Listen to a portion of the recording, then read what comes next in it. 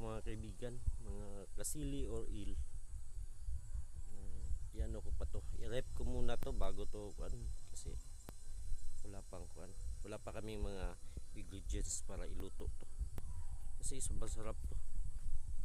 Sa hindi pa nakakain ito, subukan nyo nang kumain. Ito.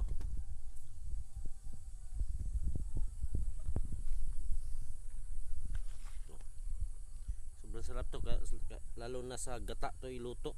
Mga exotic to na mga pagkain kasi. Ito. Kasili. Ang tawag sa amin. Yung sa iba il. Yan. Ano ko muna to sa rep. Maya na tulutuin or bukas.